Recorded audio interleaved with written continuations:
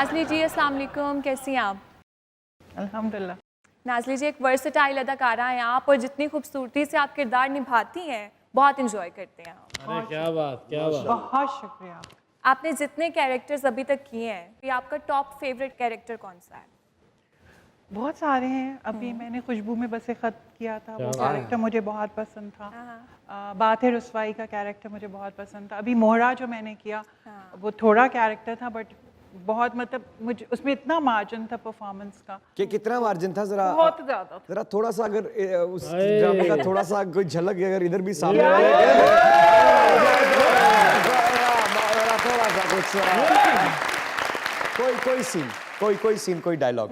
अब मोहरा के डायलॉग्स तो मुझे एग्जैक्टली याद नहीं क्योंकि हर वक्त तो मैं अपनी बेटियों के पीछे पड़ी रहती थी, उनको डांटती रहती थी, बेहोश हो जाती थी। और समझे ये आपकी बेटी है।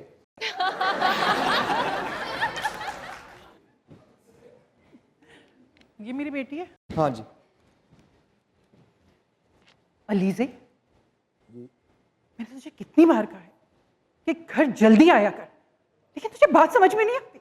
आया मोहल्ले वाले देखेंगे तो क्या कहेंगे, लेकिन नहीं, माँ की बात तो तुझे कभी समझ में आएगी ही नहीं। जो दिल में आए ना तुम दोनों वही करती रहो। अरे यार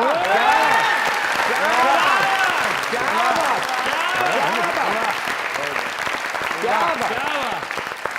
हमेशा से स्टार बनना चाहती थी या किस्मत ने उंगली थाम के यहां तक पहुंचा दिया?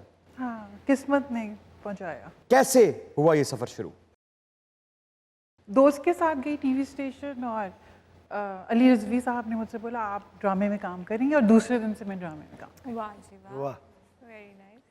मतलब उन्होंने मुझसे पूछा, मैंने उनसे बोला कि नहीं मुझे परमिशन नहीं मिलेगी, और उन्होंने मेरा नंबर लिया। बाय द टाइम मैं घर पहुंची उन्होंने मेरे पेरेंट्स से बात कर ली, और फैमिली 93 मेरा पहला ड्रामा था मोइन साहब के अगेंस्ट। अरे तो मतलब मैं दूसरे दिन से काम थी, एंड उसके बाद फिर धुआं।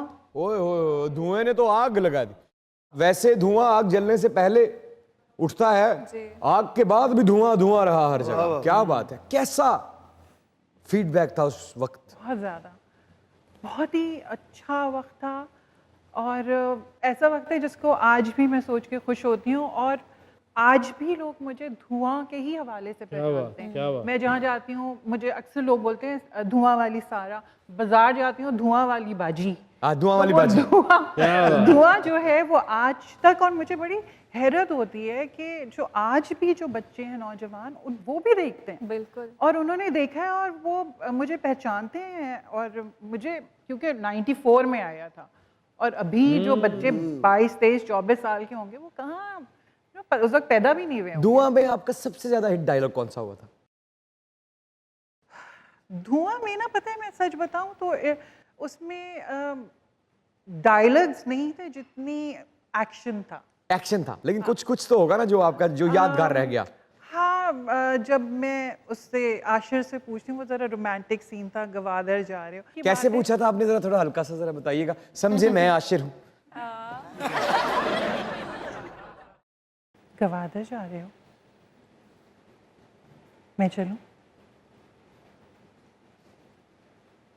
ओके, कब आओगे?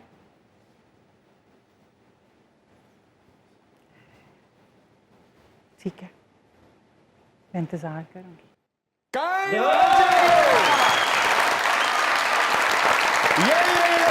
मौजूद है दुनिया न्यूज पे legendary Nazli Nasar, and you guys are watching your favourite late night show called Mazaak रात।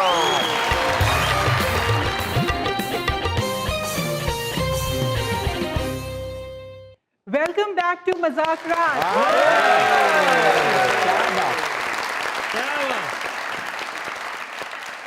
अच्छा, जैसे अभी आपने ब्रेक से पहले एक अदद रोमांटिक सीन परफॉर्म किया जी। अजीबो गरीब सच लग रहा था उसमें। उस वक्त की मोहब्बतों की दास्तानें सुने या उस वक्त के रोमांटिक सीन्स देखें तो सच्ची सी खुशबू आती है। आज के वक्त के सीन्स और आज के वक्त की मोहब्बतों से वो महक क्यों नहीं आती?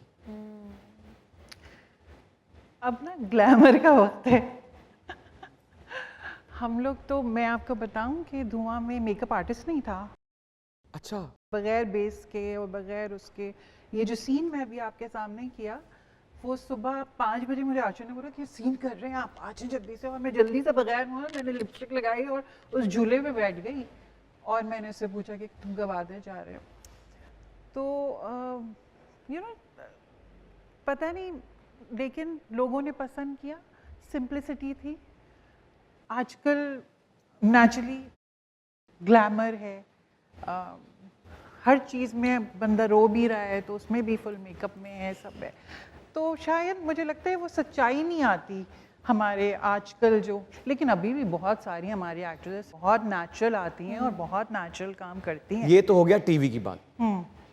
हकीकी जिंदगी की मोहब्बतों से भी वैसी खुशबू क्यों नहीं आती जो जो फैसिनेट करता है? अगर हम माजी का कोई किस्सा सुने, भाई अब लड़कियां प्रैक्टिकल हो गई हैं। मसलन मसलन अब लड़कियां बोलती हैं बंदा काम, हम तो बेचारे अच्छी शक्ल देख के ना बस वहीं पे फ्लैट हो जाते थे।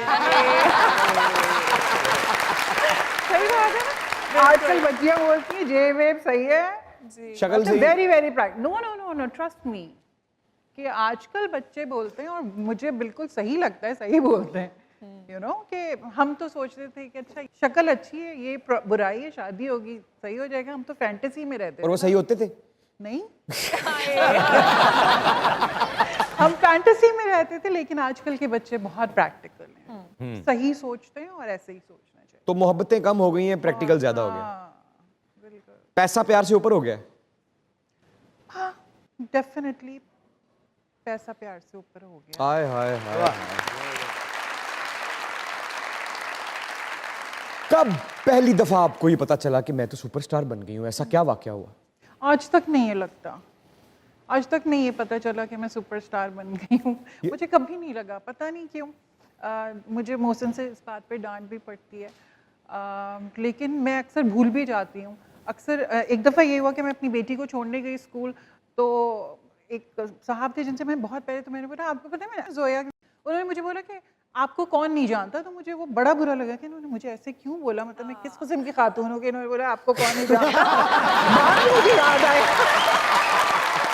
नहीं, जब आपको ये पता चला कि भाई मैं तो मशहूर हो गई हूँ, वो दिन कौन सा था?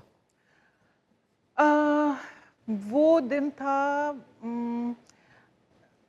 जब मैं फर्स्ट शो करने गई थी धुआं के बाद।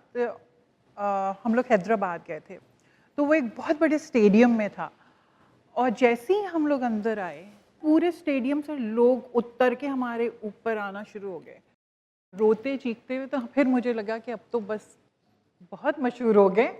और लिटरली हम शोज करने जाते थे तो इतनी देर तक 15-15 मिनट तक लोग खड़े होकर सिर्फ क्लैपिंग करते थे।